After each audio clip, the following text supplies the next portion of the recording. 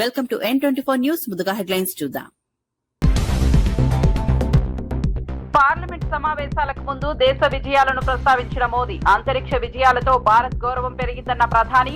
Skyroot యువ శాస్త్రవేత్తలను అభినందించిన ప్రధాని మోదీ, యువత ఆవిష్కరణలు దేశానికి స్ఫూర్తినిస్తున్నాయని వ్యాఖ్య.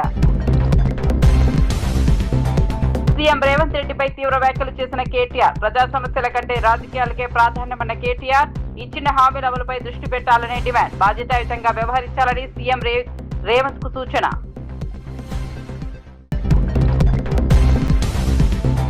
గుంటూరు ఘటనకు ఎమ్మెల్యే గల్లా మాధవి నిర్లక్ష్యమే కారణమన్న ఆంబటి, బాధితుల ఫిర్యాదుపై కేసు నమోదు కాకుండా అడ్డుకున్నారని వ్యాఖ్య.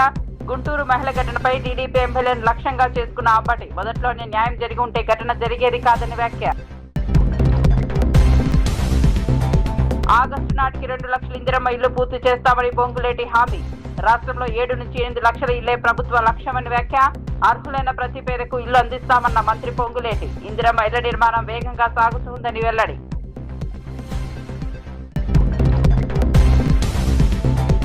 నంద్యాలలో తప్పిపోయిన చిన్నారిని క్షేమంగా గుర్తించిన పోలీసులు. రాత్రంతా గాలించి 4 ఏళ్ల చిన్నారిని రక్షించిన పోలీస్ బృందం. డ్రోన్లు, డాగ్ స్క్వాడ్ తో చిన్నారి కోసం విస్తృత గాలింపు. చిన్నారిని సురక్షితంగా కుటుంబ సభ్యులకు అప్పగించిన పోలీసులు. పార్లమెంట్ వర్షాకాల సమావేశాల ప్రారంభానికి ముందు ప్రధాని నరేంద్ర మోదీ దేశం సాధించిన విజయాలను ప్రస్తావించారు. గత నెల రోజులుగా జాతీయ, అంతర్జాతీయ అంతరిక్ష రంగాల్లో భారత్ విశేష విజయాలు నమోదు చేసిందని పేర్కొన్నారు. ముఖ్యంగా స్కైరూట్ స్టార్టప్ సంస్థకు చెందిన సగటున 28 ఏళ్ల యువ శాస్త్రవేత్తల సాధించిన అంతరిక్ష విజయం దేశ గౌరవాన్ని ప్రపంచవ్యాప్తంగా పెంచిందని కొనియాడారు. యువత ఆవిష్కరణలు, శాస్త్ర సాంకేతిక రంగంలో సాధిస్తున్న విజయాలు అభివృద్ధి చెందిన భారతానికి నిదర్శనమని తెలిపారు. ఇలాంటి విజయాలు దేశ యువతకు స్ఫూర్తిగా నిలుస్తాయని ప్రధాని మోదీ పేర్కొన్నారు. और अब तो अंतरिक्ष भी हो, एक प्रकार से भारत के लिए गर्व के पल रहे हैं। पिछले वर्ष मानसून सत्र के ठीक पहले भारतीय नागरिक इंटरनेशनल स्पेस स्टेशन पर पहुंचा था और कल ही परसों भारत का एक युवा स्टार्टअप, उसने बहुत बड़ी सिद्धि प्राप्त की है। विश्व के कम ही देश हैं जहां इस प्रकार से प्राइवेट साहस हुए हैं और भारत के युवाओं ने अंतरिक्ष में नई उड़ान भरी है। बहुत बड़ी सफलता है। और ये जो स्काईरूट स्टार्टअप है, उसमें जो नौजवान काम कर रहे हैं, मुझे बताया गया उनकी पूरी टीम की जो एवरेज एज है वो सिर्फ 28 साल है। ऐसे नौजवानों ने ये काम करके दिखाया है। मैं किसी 56 साल के नौजवान की बात नहीं कर रहा हूं, मैं देश के ये स्टार्टअप ने 28 के एवरेज वाले नौजवानों ने अंतरिक्ष में भारत का झंडा गाड़ दिया है। उनको तो बधाई है ही है, लेकिन ऐसी बातें जो हैं जो भारत को आत्मविश्वास से भर देती है। विश्व में भारत का प्रोफाइल सर्वमान्य, सर्वस्वीकृत बनता जाता है। साथियों, ये संयोग नहीं, ये एक संदेश है और बड़ा मजबूत संदेश है कि हमारे देश के युवाओं की क्षमता और उनकी आकांक्षा अंतरिक्ष जितनी असीम है, इससे बड़ा संदेश देश के लिए कोई और प्रेरणा नहीं दे सकता है।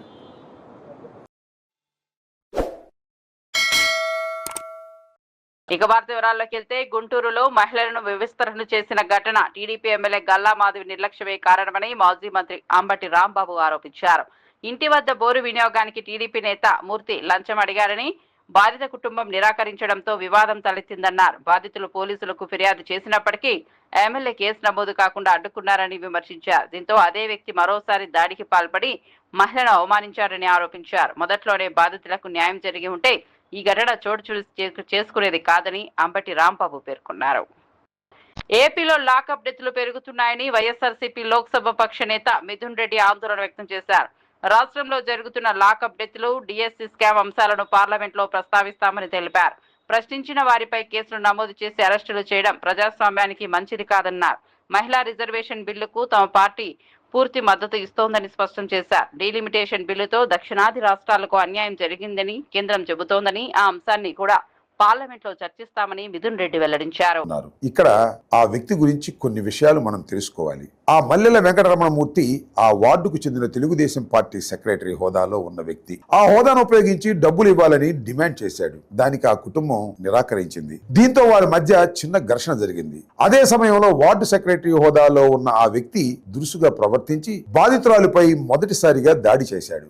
దీంతో బాధిత కుటుంబం పోలీస్ స్టేషన్ కి వెళ్లి ఫిర్యాదు చేసింది. కానీ పోలీసులు ఎలాంటి చర్య తీసుకోలేదు. పోలీసులు ఎందుకు చర్య తీసుకోలేదు? ఇది ప్రశ్న.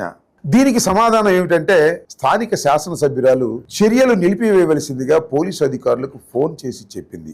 దాంతో పోలీసు అధికారులు కూడా చర్యలు నిలిపివేశారు.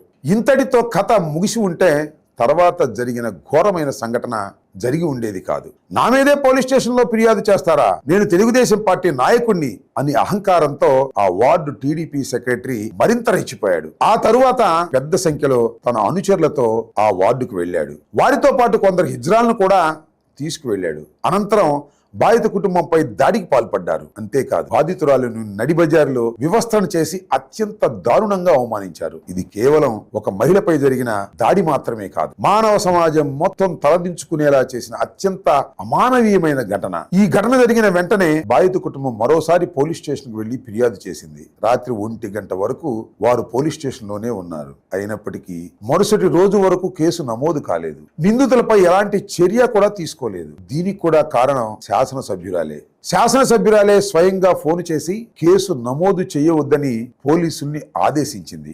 మరుసటి రోజు అంటే 16వ తేదీన నిందితులను కూడా పిలిపించుకుని ఎమ్మెల్యే గారు మాట్లాడారు. అంటే ఉభయులకి రాజీ చేసే మార్గాన్ని అన్వేషించారు. అందుకోసమే కేసు ఆపేశారు. అయితే ఎమ్మెల్యే గారి వద్దకు వెళ్లి బాధితులు విషయాన్నంతా మరోసారి చెప్పారు. తమ దగ్గర ఉన్న సీసీ ఫుటేజ్ ను కూడా చూపించారు. అయినా ఆమె కేసు రిజిస్టర్ చేయించలేదు. ఇది ఇలా జరుగుతుండగా సీసీ కెమెరా ఫుటేజ్లు సోషల్ మీడియాలో వచ్చాయి. రెగ్యులర్ మీడియాలో తెలంగాణ బీజేపీ ఎమ్మెల్యే పైడి రాకేష్ రెడ్డి కాంగ్రెస్ ప్రభుత్వంపై తీవ్ర వ్యాఖ్యలు చేశారు. ప్రభుత్వం తులం బంగారం హామీని అమలు చేయకపోతే కాంగ్రెస్ నాయకుల మెడలోని బంగారం తీసుకోవాలని ప్రజలకు సూచించారు. ఈ వ్యాఖ్యలతో తెలంగాణ రాజకీయాల్లో చర్చ మొదలైంది. ఈ సందర్భంగా కేంద్ర ప్రభుత్వం వాటాతో ఇప్పటి వరకు 3000 ఇళ్ల నిర్మాణం చేపట్టినట్లు తెలిపారు. ప్రభుత్వం ఇళ్ల మంజూరు చేయకపోయినా అవసరమైన వారికి తన సొంత ఖర్చులతో ఇల్లు నిర్మించి ఇస్తానని హామీ ఇచ్చారు. ప్రజలకు ఇచ్చిన హామీలను ప్రభుత్వం వెంటనే అమలు చేయాలని పైడి రాకేష్ రెడ్డి డిమాండ్ చేశారు. ఊరుకు 10 సొంతం ప్రభుత్వం తెలంగాణ అసెంబ్లీలో మొదటి స్పీచ్లో అడిగాను, దయచేసి ప్రజలు కోరుకుంటారు ఇల్లు, పెన్షన్లు, రేషన్ కార్డు, సామాన్యులు కోరుకునే సమస్య తీర్చాలి. 2 సార్లు ముఖ్యమంత్రి దగ్గరికి వెళ్లి అది ఏదైతే ఇందిరమ్మ స్కీమ్ ఎక్కడ వచ్చింది? మేం లేని రేవంత్ రెడ్డి గారు ఆయన ఢిల్లీకి పోతే ఎవ్వడు నమ్ముతలేడు, మమ్మల్ని దొంగ అనుకుంటున్నాడు. ఆయన అంటే మేము ప్రత్యక్షంగా నేను కేంద్ర మంత్రి దగ్గరికి వెళ్లి ఆయన అయితే అయిండొచ్చు దొంగ, గాని దయచేసి తెలంగాణ ప్రజలు దొంగలు కారు. తెలంగాణ ప్రజలకు ప్రధానమంత్రి ఆవాస్ యోజన కింద నిధులు ఇప్పించింది మేము. ఇవి వాళ్ళ నిధులు కావు, మహానిధులు. మేం కట్టిస్తున్నాం ఇల్లు. ఈ రోజు 4 లక్షలు 20 లక్షలు కడతామని కాదు, మొత్తం కలిసింది 2,50,000. దాంట్లో మా వాటా ఉంది. వాటా ఇప్పించింది మేము. రేవంత్ రెడ్డికి అపాయింట్మెంట్ ఇప్పించింది నేను. రేవంత్ రెడ్డికి అపాయింట్మెంట్ ఎవరిస్తున్నారు? ప్రధానంగా వాళ్ళు అడిగేది రూపాయికి వైద్యము, సొంత ఖర్చులతో ఇల్లు కట్టిస్తాను. నెరవేరిందా? అదే చెప్తున్నాను. నేను ఆ రోజు అన్నది ప్రభుత్వం కట్టేయకపోతే కట్టిస్తానన్నాను. ప్రభుత్వంతో 3,000 ఇల్లు కట్టించాను. ఈ రోజు నేను ₹1 కన్సల్టెంట్ వైద్యం అని చెప్పాను, దాని మీద నిలబడి ఉన్నాను. ఈ రోజు నా చేతుల్లో కోట్ల కొద్ది ఎల్ఓసీ ఇస్తున్నాను. అది కన్సల్టేషన్ మాత్రమే, ఇది సర్జరీలతో సాల్వ్ చేస్తుంది. కాంగ్రెస్ నేతలు అన్నారంటే ఎంతమందికి ఇచ్చారండి? అదే చెప్తున్నాను కదా, సుమారు ₹1 కోట్ల అంటున్నాను. కావాలంటే మంచి రిపోర్ట్ పంపిస్తాం. ఎల్ఓసీలు అన్ని ఎల్ఓసీలు మొత్తం పంపిస్తాం. ఈ రోజు నాకు పవర్ ఇచ్చింది 6 నియోజకవర్గ ప్రజలు నాకు ఆశీర్వాదం ఇచ్చారు, నాకు ఆయుష్ పోశారు. ఈ కలం సంతకం పెడితే ₹1 కోట్ల పేదలకు వస్తాయి. హింసలా కావచ్చు, బస్వతారకంలో కావచ్చు. ఇంకా కన్సల్టేషన్ ఇవ్వచ్చు. సో ఈ వివాదం ఎట్లా ముగింపు మీరు ఎమ్మెల్యేగా ఉన్నారు కాన్స్టిట్యూన్సీ ఇక్కడ లా అండ్ ఆర్డర్ ప్రాబ్లం అవుతుందని చెప్తారు. హ్యాండ్ ఆర్డర్ నుంచి ఇప్పుడు ఎందుకు వస్తుంది? ఇప్పుడు పోలీసులు పోయట్లేదు, మనం మంచిగా మాట్లాడుతున్నాం. ఇప్పుడు ఎవరు అధికారంలో ఉన్నది ఎవరు? మేము అడుగుతున్నది ఏంటి? అవును, రేపు తెల్లారి అడుగుతాను, చెప్తాను. ఇప్పుడు కూడా చెప్తున్నాను ముఖ్యమంత్రి గారికి. ఒకవేళ చెప్తున్నాను ఈ రోజు ఇంకొకటి, మీరు ఏదైతే తులమిస్తామన్నారు లేకపోతే ఎలక్షన్ల టైంలో కాంగ్రెస్ నాయకుల ఒక్క మెడలు కూడా ఒక్క గొలుసు ఉండకుండా తెలంగాణ. ఆంధ్రప్రదేశ్ లో కూటమి ప్రభుత్వం అంగన్వాడీల సంక్షేమానికి ప్రాధాన్యత ఇస్తోందని టీడీపీ నాయకురాలు ఆచంట సునీత తెలిపారు. అంగన్వాడీల చిరకాల డిమాండ్ అయిన గ్రాడ్యుటీ అమలు చేసినట్లు వెల్లడించారు. 76 కోట్ల వ్యయంతో 55,000 మంది అంగన్వాడీ సిబ్బందికి 5G స్మార్ట్ ఫోన్లు అందించామని చెప్పారు. అలాగే తల్లికి వందనం పథకం ద్వారా వేలాది మంది చిన్నారులకు లబ్ధి చేకూరేలా చర్యలు తీసుకుంటున్నామని పేర్కొన్నారు. ప్రభుత్వం చేపడుతున్న సంక్షేమ కార్యక్రమాలపై ప్రతిపక్షాలు చేస్తున్న అసత్య ప్రచారాలను ప్రజలు నమ్మవద్దని కోరారు. రాజమహేంద్రలో నిర్వహించిన రాష్ట్ర స్థాయి బ్రాహ్మణ మహాసభలో పేద బ్రాహ్మణుల సంక్షేమంపై కీలక తీర్మానాలు చేశారు. ఆర్థికంగా వెనుకబడిన బ్రాహ్మణ కుటుంబాలకు ప్రభుత్వం మరిన్ని సంక్షేమ పథకాలు అమలు చేయాలని నాయకులు కోరారు. ప్రస్తుతం కూటమి ప్రభుత్వం అమలు చేస్తున్న సంక్షేమ కార్యక్రమాలను సమావేశంలో ప్రస్తావిస్తూ వాటిని మరింత విస్తరించాలని అభిప్రాయపడ్డారు. మహాసభలో వచ్చిన సమస్యలను ముఖ్యమంత్రి చంద్రబాబు నాయుడు, ఉప ముఖ్యమంత్రి పవన్ కళ్యాణ్, మంత్రి నారా లోకేష్ దృష్టికి తీసుకెళ్లేందుకు త్వరలో ప్రతినిధి బృందం భేటీ కానున్నట్లు నాయకులు వెల్లడించారు. ఇవన్నీ కూడా లేవనెత్తున్నాం. ఈరోజు అడిగినాం. ఈరోజు అఖిలపక్ష సమావేశంలో ఏపీ ఇప్పటి వరకు చాలా పెండింగ్ ఇష్యూస్ ఉన్నాయి. ఈవెన్ ఏపీ ఆర్గనైజేషన్ యాక్ట్ కూడా ఈరోజు చాలా ఇష్యూస్ పెండింగ్ ఉన్నాయి. అవన్నీ కూడా సార్ట్అవుట్ చేయాలని చెప్పి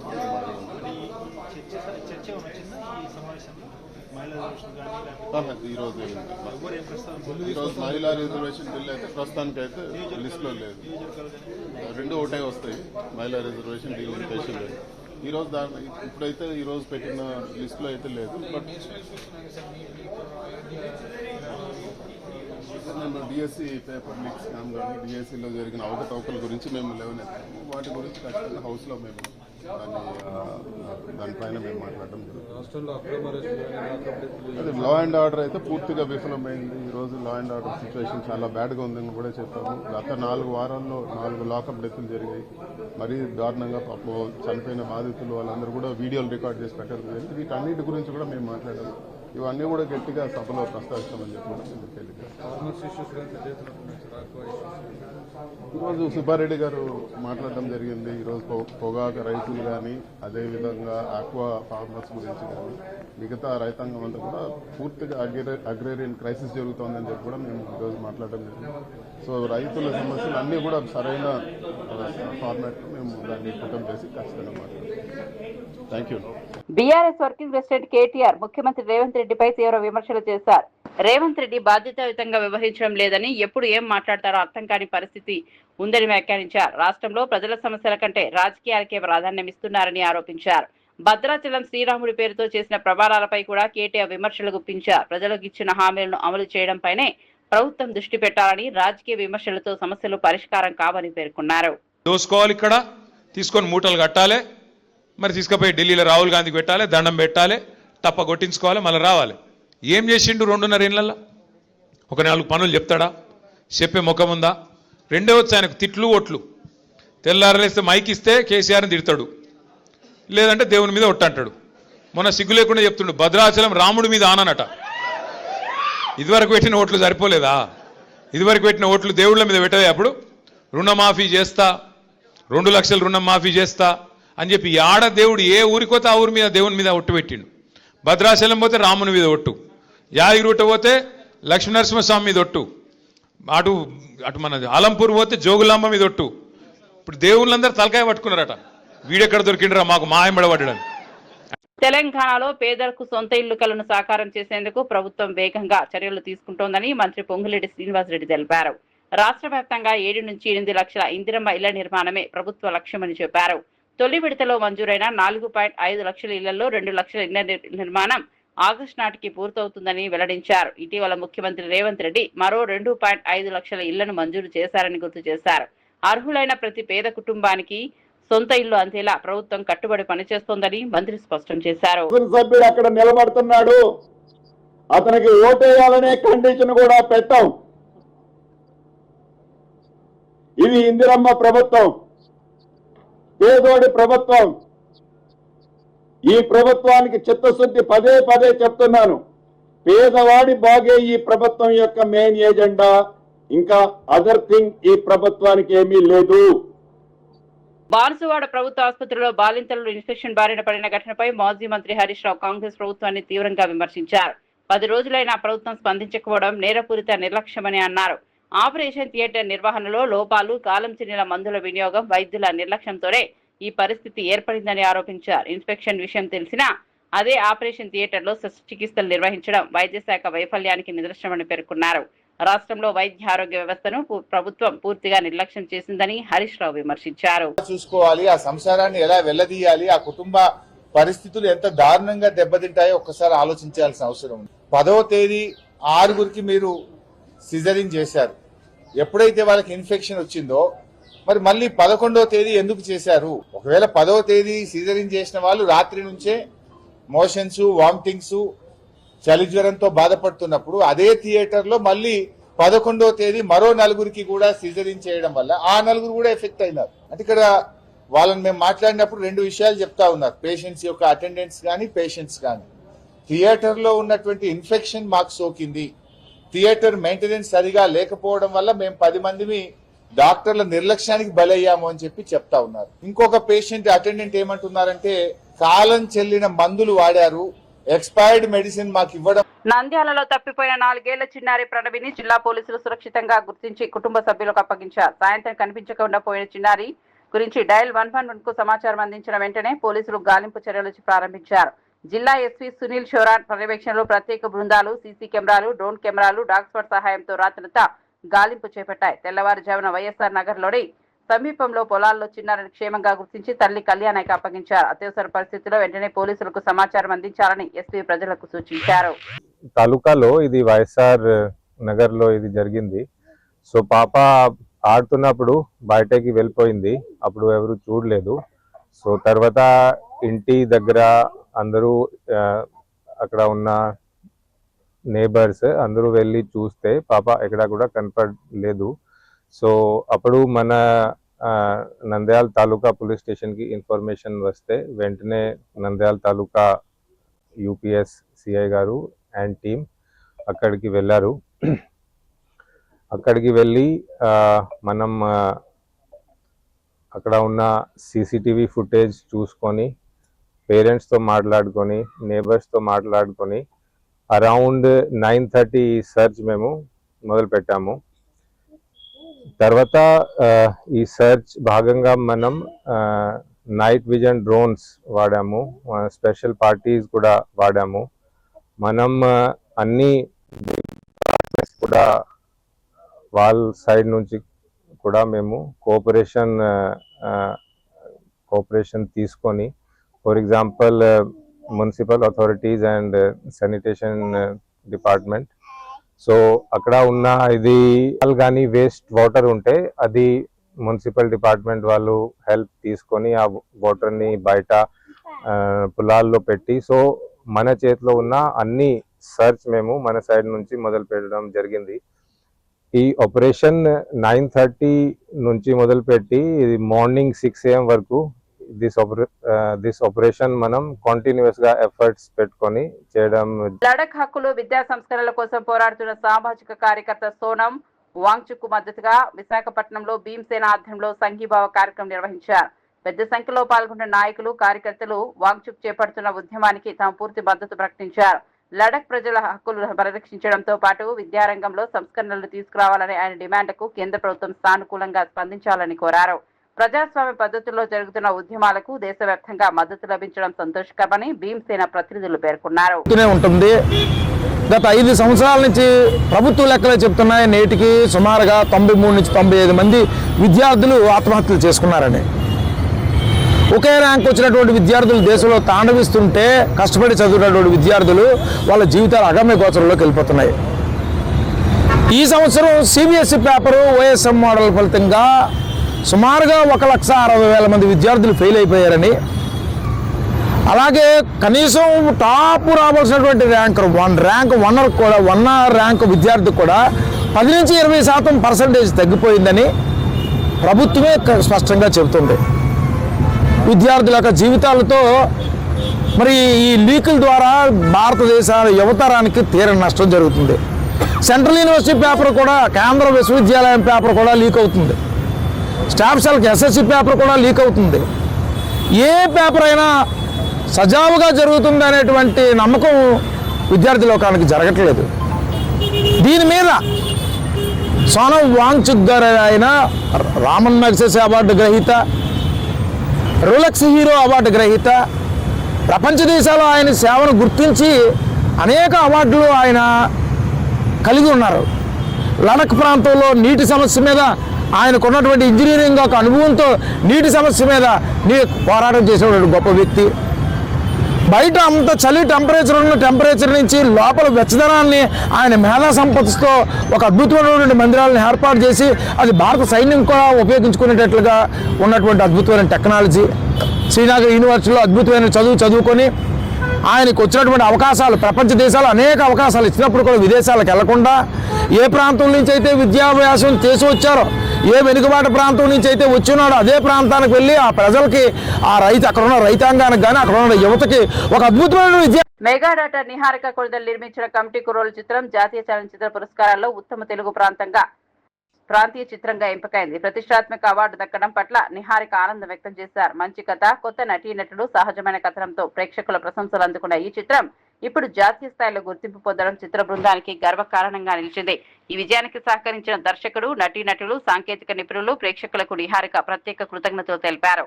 తెలుగు సినీ పరిశ్రమకు ఇది మరో గౌరవంగా సినీ వర్గాలు పేర్కొంటున్నాయి. I think the film never left us, and I think that's what is the reaction today. Yeah, I mean, I'm always behind films with good content. Just because a film has good content doesn't mean it's not commercial, right? So even commercial films and entertainers can have content, can be content-driven films. So I think that's my sweet spot, you know, films that have good content and also provide wholesome entertainment. Yeah, that is the most surreal part, you know. I think 36 years back for my father's first film, which was Rudraveena, which was starred by Chiranjeevi Garu, has won 3. గుంటూరులో జరిగిన మహిళా వ్యవస్థల ఘటనతో ఆంధ్రప్రదేశ్ ప్రతిష్ఠ దేశవ్యాప్తంగా దెబ్బతిందని వరద కళ్యాణి విమర్శించారు.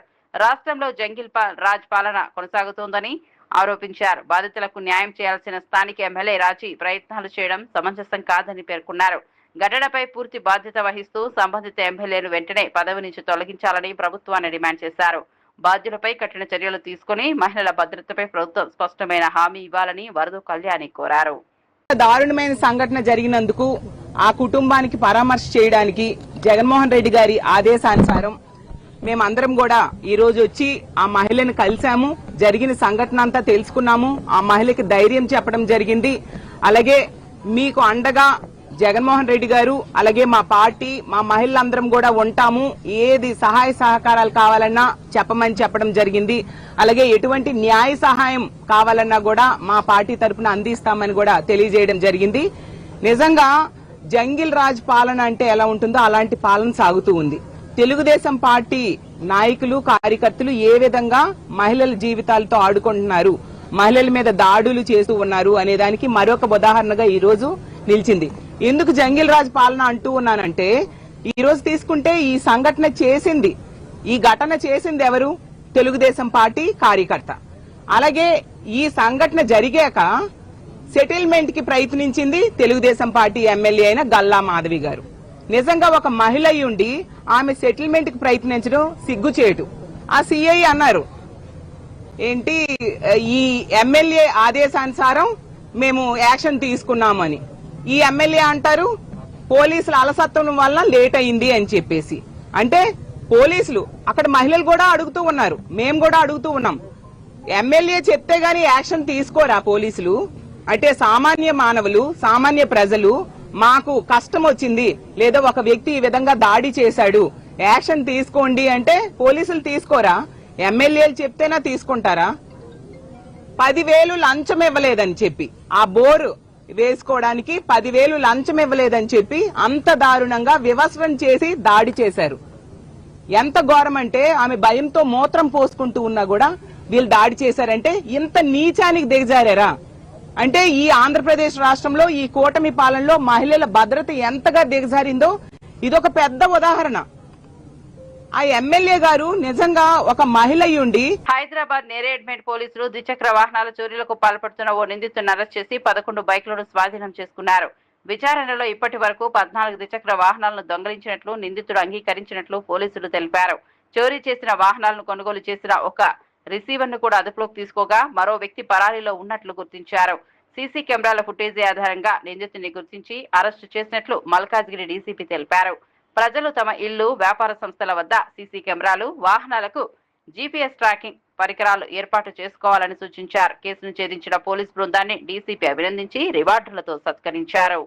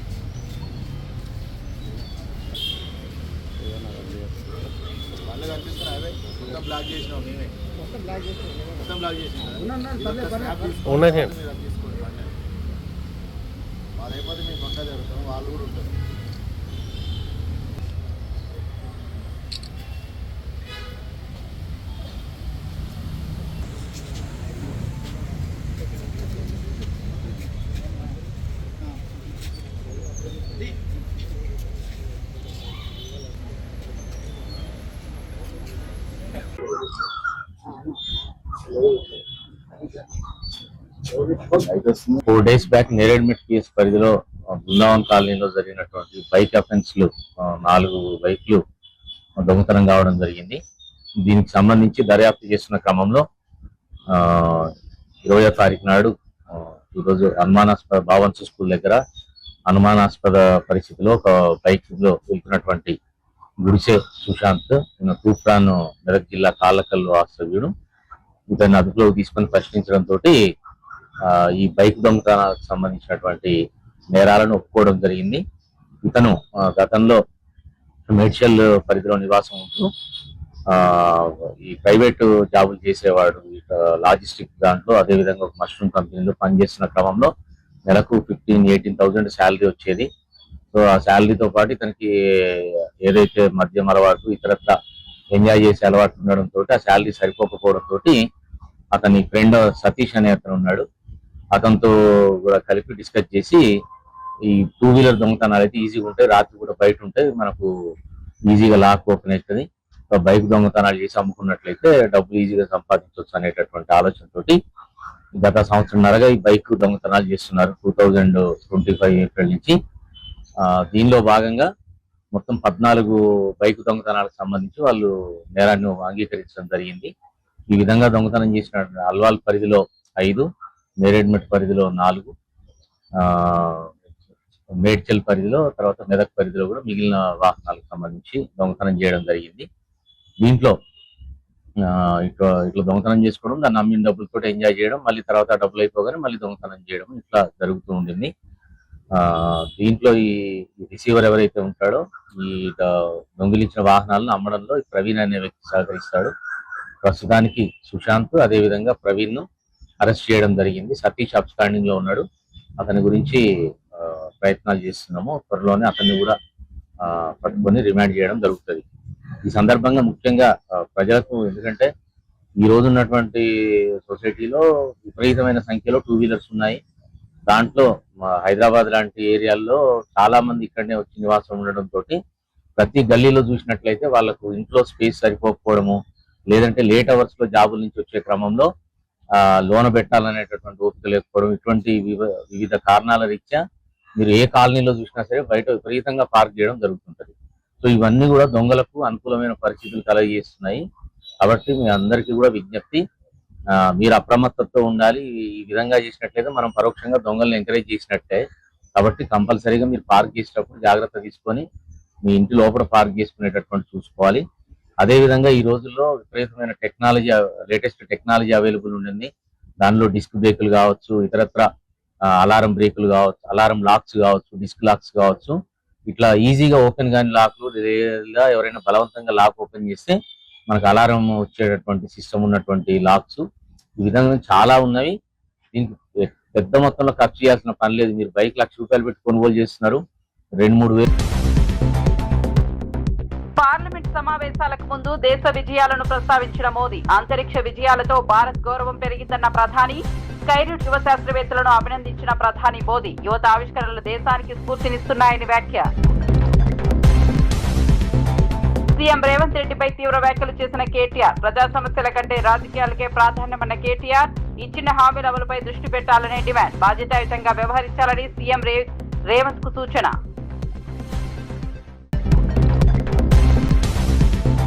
గుంటూరు ఘటనకు ఎమ్మెల్యే గల్లా మాధవి నిర్లక్ష్యమే కారణమన్న ఆంబటి, బాధితుల ఫిర్యాదుపై కేసు నమోదు కాకుండా అడ్డుకున్నారని వ్యాఖ్య. గుంటూరు మహిళ ఘటనపై టీడీపీ ఎమ్మెల్యేను లక్ష్యంగా చేసుకున్న ఆంబటి, మొదట్లోనే న్యాయం జరిగి ఉంటే ఘటన జరిగేది కాదని వ్యాఖ్య. ఆగస్టు నాటికి 2 లక్షల ఇందిరమ్మ ఇల్లు పూర్తి చేస్తామని పొంగులేటి హామీ, రాష్ట్రంలో 7 నుంచి 8 లక్షల ఇళ్లే ప్రభుత్వ లక్ష్యమని వ్యాఖ్య. అర్హులైన ప్రతి పేదకు ఇల్లు అందిస్తామన్న మంత్రి పొంగులేటి, ఇందిరమ్మ ఇళ్ల నిర్మాణం వేగంగా సాగుతుందని వెల్లడి.